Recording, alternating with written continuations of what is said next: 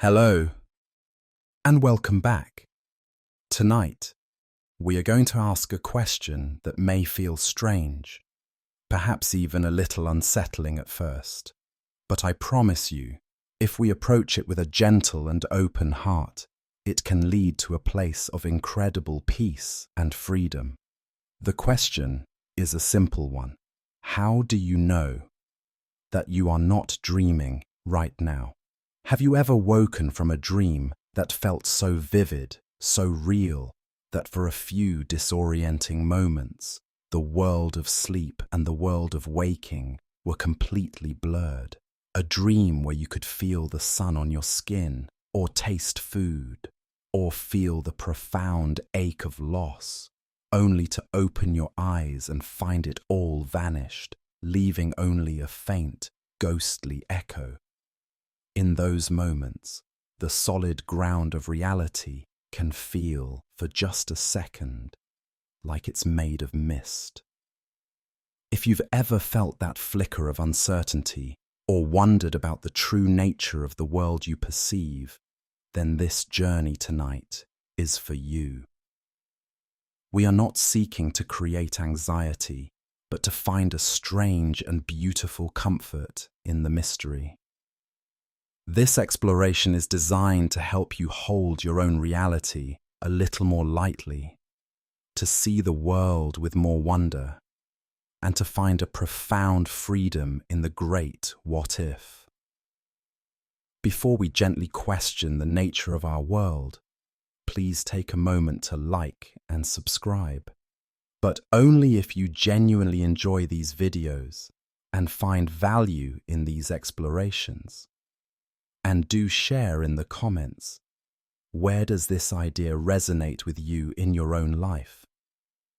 It's incredibly insightful to hear the perspectives from all walks of life. Now, let us proceed. There is no need for firm conclusions. Let go of the need for certainty. For our time together, we will simply be explorers, peering into one of life's most beautiful and unanswerable riddles. Allow yourself to relax and to play with the possibility.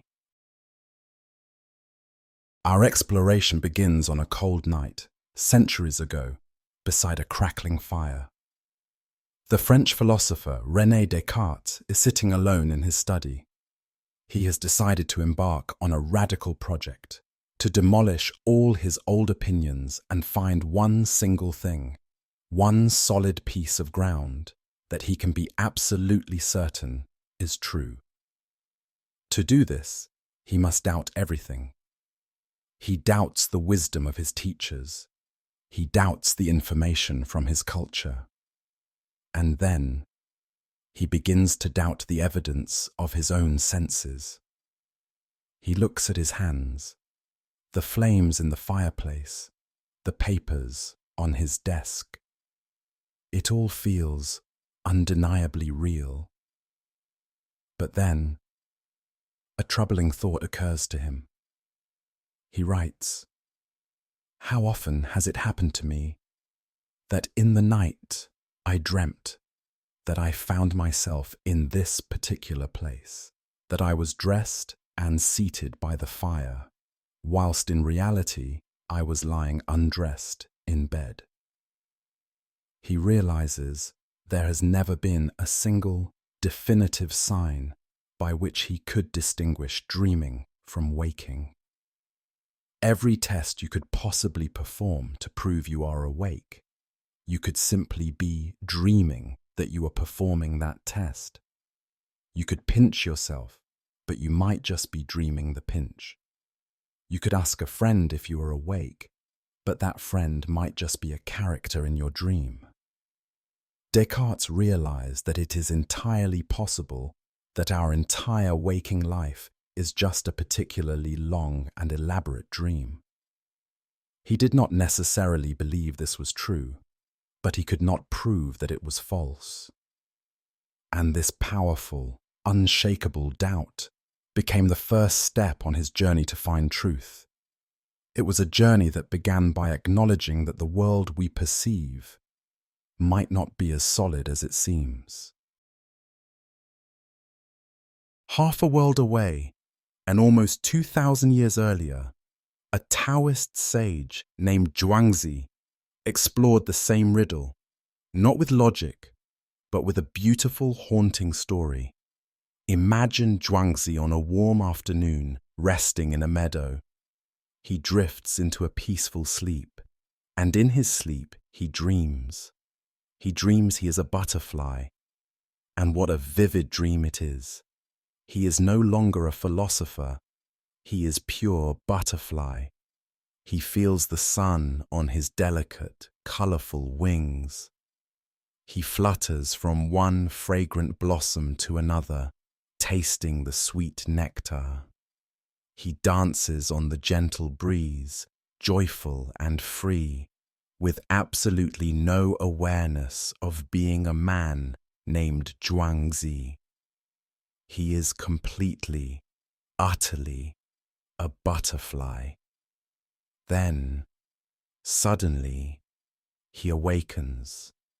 He is himself again, solid, human, lying in the grass. But a profound and unanswerable question arises in his mind. He sits up and wonders, am I Zhuangzi, a man who has just woken from a dream in which he was a butterfly? Or am I a butterfly who has just fallen asleep and is now dreaming that he is a man named Zhuangzi? This parable does not create anxiety. It creates a sense of wondrous, cosmic blur. It gently dissolves the hard line we draw between one state of being and another. It suggests that consciousness itself is fluid, mysterious, and transformative. It doesn't ask us to find the answer.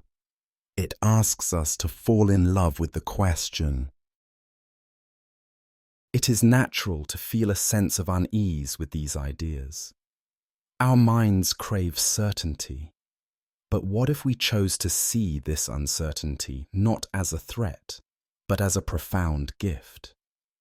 What peace can be found in entertaining the idea that this world might be a dream? First, it can dramatically lessen the weight of our suffering.